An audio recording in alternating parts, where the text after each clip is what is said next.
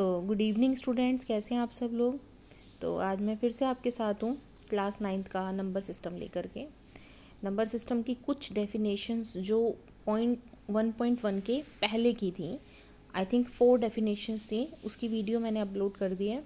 उसके बाद हमने 1.1 एक्सरसाइज करी थी और उसके कुछ क्वेश्चंस किए थे, ऑलमोस्ट कवर हैं उसके क्वेश्चंस जो स्टेटमेंट वाले हैं, जहाँ पर येस नो है वो पार्ट नहीं कवर किया। आई होप आप उसको अपने आप कर सकते हैं।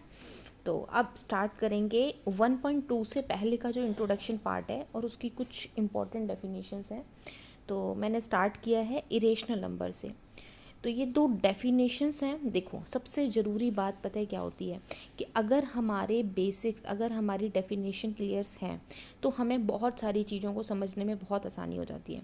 अगर हमारे बेसिक्स ही कंप्लीट नहीं होंगे, हमारे बेसिक्स ही स्ट्रॉन्ग नहीं होंगे, तो हमें समझना बहुत मुश्किल होता है क्वेश्चंस में कई बार। तो आई होप आपको मेरा वीडियो पसंद आएगा। तो स्टार्ट करते हैं इरेशनल नंबर से। इससे पहले मैंने आपको रेशनल नंबर्स बताया था। रेशनल नंबर की डेफिनेशन क्या होती थी कि ऐसा नंबर जिसे हम P/Q की फॉर्म में लिख पाएँ, उस नंबर को हम रेशनल नंबर कहते थे।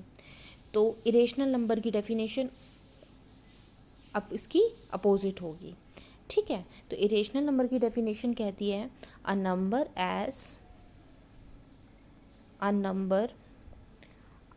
एस, मतलब हम उस नंबर को एस से डिनोट कर रहे हैं, is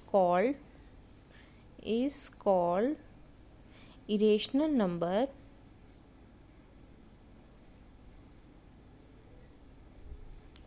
if it cannot be written in the form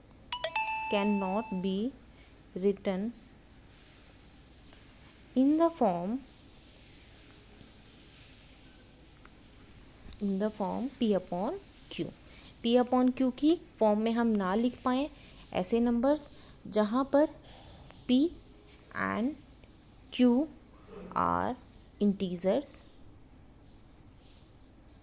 and Q is not equal to 0, ठीक है। तो एग्ज़ाम्पल क्या क्या है उसके?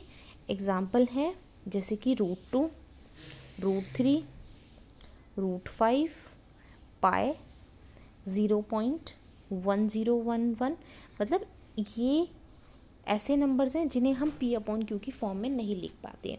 अब बच्चे कहाँ गलती करते हैं कि जहाँ पे भी रूट देखते हैं उसको बोल देते हैं इरेशनल नंबर है, बट नहीं, हमें ऐसा नहीं करना। वो नंबर्स जो कि परफेक्ट स्क्वायर नहीं होते, वही नंबर सिर्फ इरेशनल नंबर होते हैं।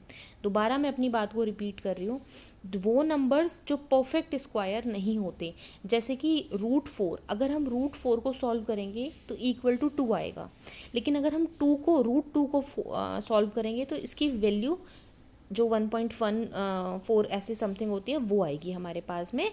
ये हम सॉल्व नहीं कर सकते, मतलब पर्टिकुलर P/Q की फॉर्म में हम उसे नहीं लिख सकते। √3, √5 जो परफेक्ट स्क्वायर नंबर नहीं है, वही नंबर इरेशनल नंबर कहलाएंगे। पाई भी इरेशनल नंबर है, ये प्रूफ कर चुके हैं साइंटिस्ट हमसे पहले। और जो 0.10 इस टाइप के नंबर्स हैं, ये भी क्या है, P/Q की फॉर्म में हमें इन्हें नहीं लिख सकते हैं, इसलिए इनको इरेशनल नंबर्स में डाला गया है, जहाँ पे Q is not equal to 0 और P और Q क्या है, इंटीजर्स हैं, ठीक है। अब आई होप आपको इरेशनल नंबर का कॉन्सेप्ट समझ में आया होगा। सिर्फ वही नंबर्स आएंगे जो परफेक्ट स्क्वायर नहीं हैं और जिन पे रूट लगा हुआ है, पाई आएगा और इस तरीके के कुछ नंबर्स आएंगे, ठीक है। अब आते हैं हम नेक्स्ट डेफिनेशन पे, जो कि है रियल नंबर्स। रियल नंबर्स क्या है?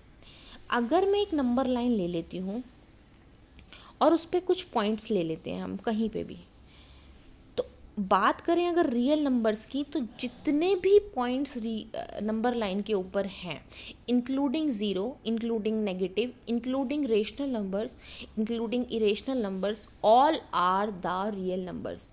The collection of irrational numbers and rational numbers are called real numbers. Collection of rational numbers and irrational numbers are called real numbers. मतलब जितने भी हमारे इरेशनल हैं जो मैंने अभी बताए, और जितने भी रेशनल हैं जो मैंने आपको पहले बताए, तो वो सबको मिला लें तो रियल नंबर्स कहलाएंगे। अच्छा, अब अगर मैंने इरेशनल भी सारे ले लिए, ठीक है, नंबर लाइन से, और मैंने रेशनल भी सारे ले लिए, तो उसके बाद क्या रियल नंबर की कुछ भी नंबर लाइन पे बचेगा? नहीं।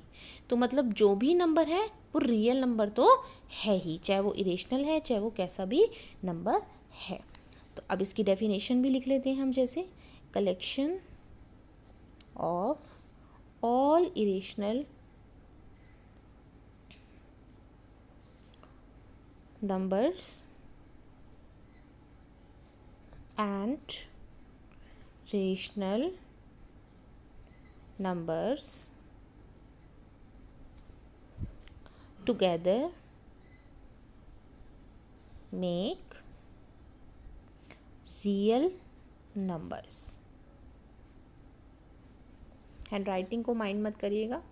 तो which are denoted by, which are denoted by R, ठीक है, जिसको हम R से डिनोट करते हैं। अच्छा, एक चीज़ और, जैसे अगर मैं एक बैग ले लूँ, ठीक है, फॉर एग्ज़ाम्पल ये बैग है या कैसा भी, इसके अंदर हमने इरेशनल भी डाल दिए,